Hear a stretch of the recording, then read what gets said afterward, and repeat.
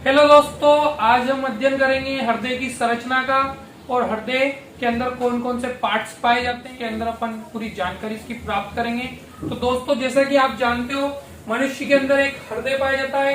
उसी हृदय की संरचना दोस्तों, जो हृदय होता है वो मनुष्य के अंदर एक हृदय होता है हल्के गुलाबी रंग का, जो कि चतुर्कोष्ठीय होता है। यानी कि हमारे हृदय का निर्माण 4 कोष्ठों के द्वारा होता है। वो 4 कोष्ठ कौन कौन से होते हैं देखते हैं दोस्तों हम। जो सबसे पहला कोष्ठ हमारा हृदय के अंदर होता है वो होता है हमारा आलिंद। लेकिन आलिंद भी 2 होते हैं, इसमें से एक रहेगा दायां आलिंद। पहला भाग जो हृदय का होता है दायां आलिंद। इसके अलावा इसमें जो दूसरा भाग होता है इसका वो होता है बायां आलिंद।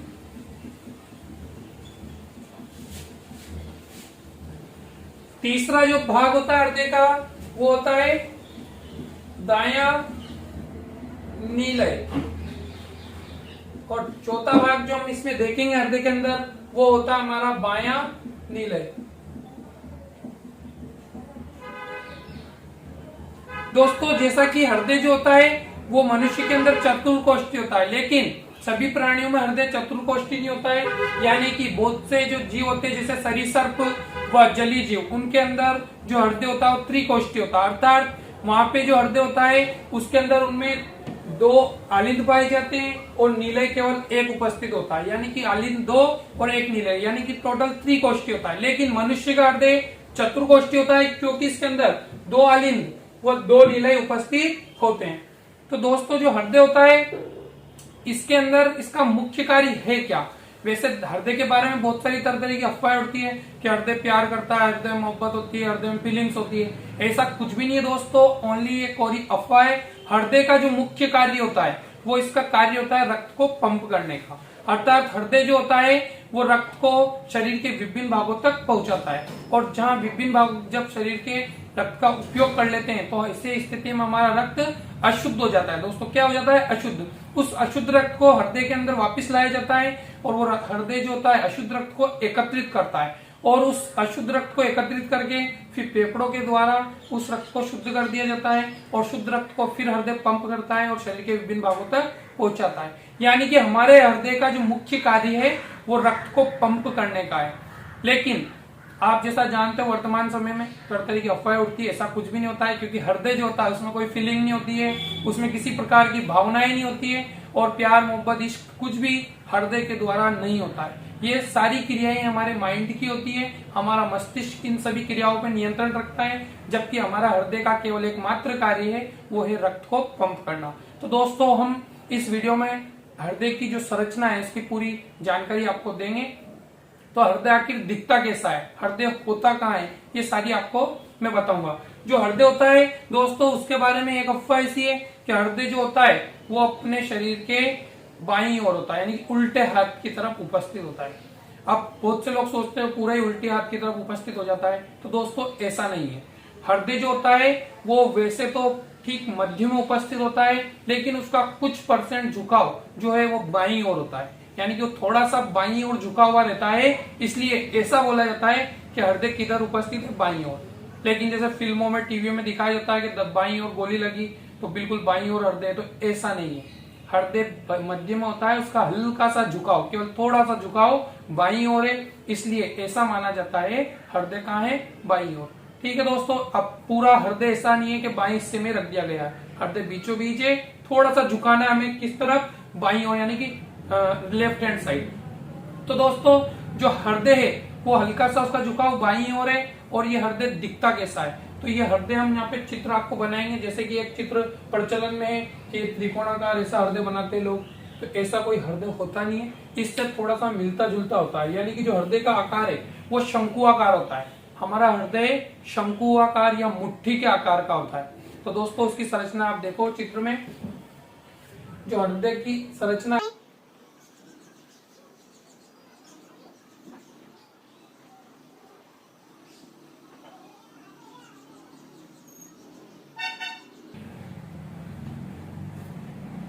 तो दोस्तों, ये जो हृदय की आकृति है ये शंकुआकार होती है, अर्थात ये नीचे से थोड़ा सकड़ा होता है, ऊपर से थोड़ा चौड़ा होता है, इसलिए इसको बोला जाता है शंकुआकार या मुट्ठी के आकार का होता है। कैसा होता है? बंद मुट्ठी के आकार का।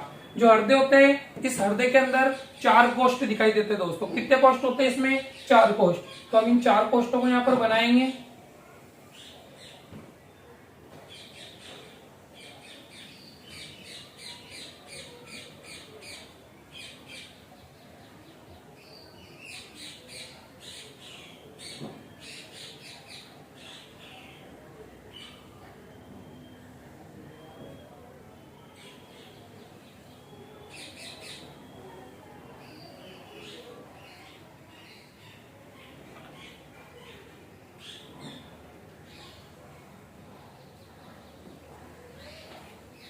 ये 4 कोष्ठ हमारे हृदय के अंदर उपस्थित होते हैं दोस्तों, जिसमें से ये वाला जो कोष्ठ है ये हमारा कहलाता है यहाँ पर बायां आलिंद, यानी कि इस कोष्ठ को हम यहाँ पे नाम देते हैं दायां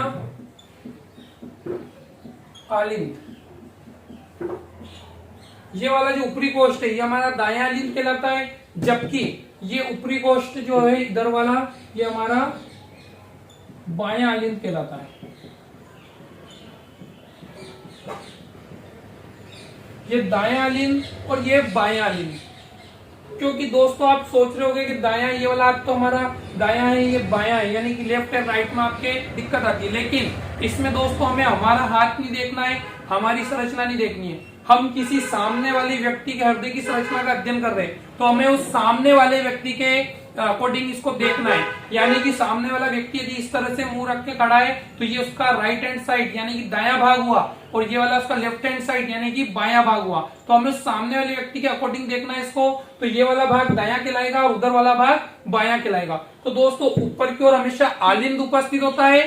तो आलिंद में इधर वाला जो आलिंद है हमारा कहलाएगा दायां आलिंद और उधर वाला कहलाएगा हमारा बायां आलिंद। दोस्तों जो नीचे की ओर है वो नीलय उपस्थित होता है, और नीलय में से जो इधर वाला नीलय है ये हमारा कहलाएगा दायां नीलय, और इधर वाला जो भाग है हमारा ये हमारा कहलाएगा बायां नीलय।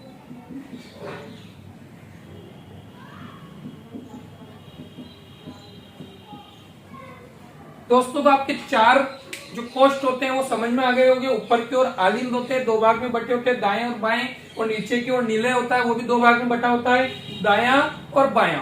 तो दोस्तों ये 4 कोष्ठ जो आपके सामने है ये चारों कोष्ठ आपस में जुड़े हुए रहते हैं। इसमें जो बीच में यहाँ पे मध्य में इसमें कपाट पाए जाते हैं। क्या पाए जाते हैं? कपाट।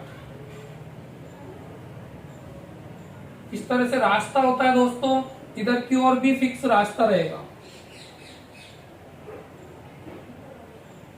ये जो मार्ग होता है, द्वार होता है, ये रक्त को एक भाग से दूसरे भाग में पहुंचाता है। तो दोस्तों यहाँ पे जो कपाट होते हैं ये 3 होते हैं। इसमें इनको अपन 3 रेखाओं से इस तरह दर्शा देंगे, और इधर कपाट होते हैं 2 होते हैं।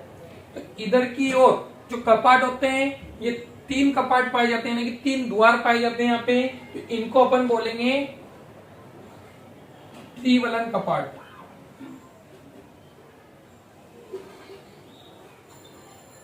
त्रिवलन कपाट।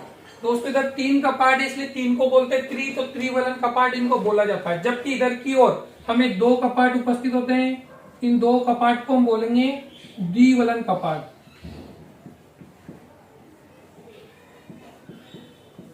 ये त्रिवलन कपाट और ये द्विवलन कपाट, ये आलिंद से रक्त को नीलय में पहुंचाने का कार्य करते हैं।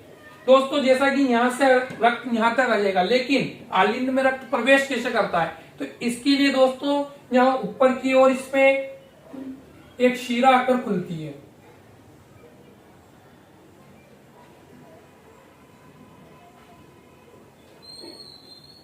यहाँ पे एक शिरा आकर खुलती है, और इस शिरा का हम नाम देंगे यहाँ पे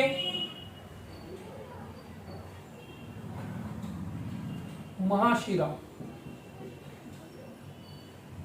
ये जो शिरा है ये महाशिरा कहलाती है। जबकि इसमें दूसरी इधर की ओर हम देखते हैं आलिंद में, तो यहां से भी एक रास्ता निकला रहता है। दोस्तों इस वाले भाग को हम नाम देते हैं फुसफुसीय शिरा।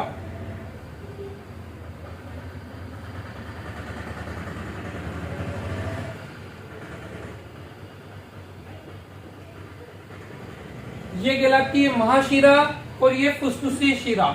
इसके बाद यहाँ की और नीले से भी कुछ कपाट निकले रहते हैं, तो यहाँ जो मार्ग निकला रहता है ये हमारा कहलाएगा, ये वाला जो रास्ता आप देख रहे हो ये मार्ग हमारा कहलाता है फुसफुसीय चाप।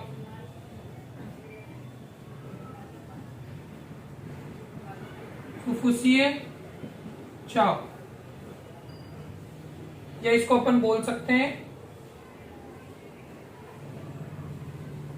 फुसफुसीय चाप, या इसका एक नाम और दे सकते हैं अपन फुसफुसीय धमनी। ठीक है दोस्तों, और जो बाया नीलय इससे भी मार्ग निकला रहता है इधर की ओर इस तरह से,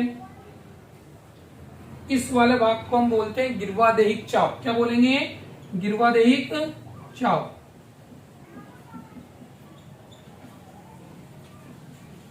या इसको भी अपन धमनी बोल सकते हैं। ठीक है दोस्तों, तो संरचना में हमें क्या क्या दिखा? इसमें 4 कोष्ठ होते हैं, 2 आलिंद और 2 नीलय। दोनों जो आलिंद नीलय है वो कपाटों की सहायता से एक दूसरे में खुलते हैं। इधर की ओर 3 कपाट उपस्थित होते हैं जिसको हम त्रिवलन कपाट बोलते हैं, जबकि इधर की ओर 2 कपाट होते हैं उनको द्विवलन कपाट बोला जाता है। दोस्तों इसके अलावा जो आलिंद होता है, आलिंद भी कौन सा वाला? दाएं आलिंद। इस दाएं आलिंद के अंदर शिरा आकर खुलती है, इस शिरा को हम बोलते हैं महाशिरा। जबकि इधर की ओर बाएं आलिंद में से एक शिरा आकर खुलती है, उसको बोलते हैं फुसफुसीय शिरा।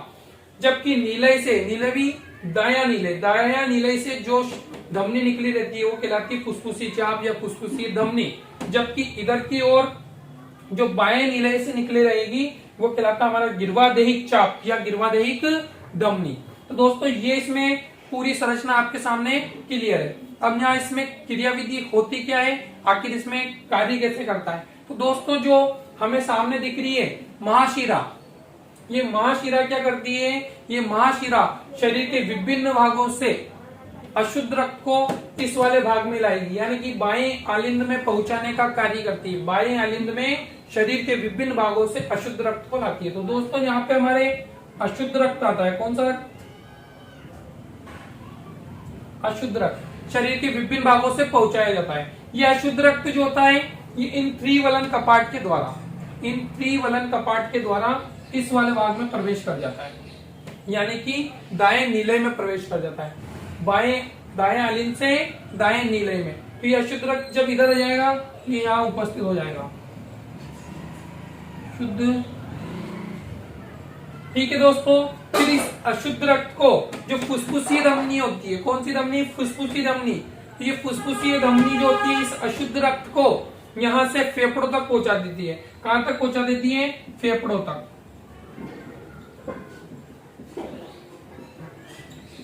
यहाँ पर फेफड़ों तक इस अशुद्ध रक्त को ले जाया जाता है। और दोस्तों फेफड़ों के अंदर रक्त के शुद्धिकरण की क्रिया होती है, जिसके फलस्वरूप दोस्तों रक्त शुद्ध हो जाता है। रक्त शुद्ध कैसे होता है? दोस्तों जो रक्त होता है वो शरीर के विभिन्न भागों तक जब पहुंचता है तो वहां पे उसमें CO2 जो अणु है, CO2 गैस का, वो संयुक्त हो जाता है, यानी कि हीमोग्लोबिन से CO2 गैस जुड़ जाती है भोज्य पदार्थों के ऑक्सीकरण के फलस्वरूप। उस CO2 गैस को यहाँ फेफड़ों में ले जाकर त्याग दिया जाता है, बदले में हीमोग्लोबिन से ऑक्सीजन गैस का अणु संयुक्त हो जाता है, यानी कि CO2 को हम त्याग देते हैं और कौन सी गैस ले लेते हैं? ऑक्सीजन। वो ऑक्सीजन जब हीमोग्लोबिन से संयुक्त हो जाती है तो हमारा रक्त हो जाता है शुद्ध।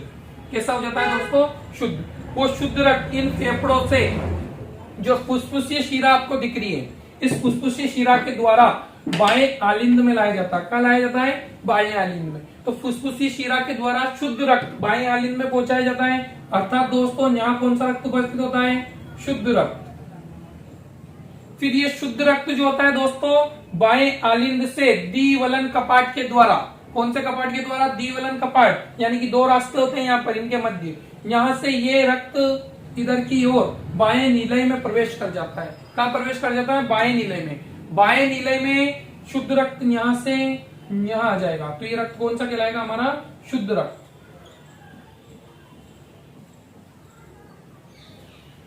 ये शुद्ध रक्त जो है दोस्तों यहाँ पे आने के बाद जो गिर्वादेहिक चाप हमको दिखता है, जिसको हम धमनी भी बोल सकते हैं, ये गिरवादेही चाप इस शुद्ध रक्त को यहाँ से लेके जाएगी और शरीर के विभिन्न भागों तक पहुंचा देगी। कहां तक पहुंचा देगी? ये शरीर के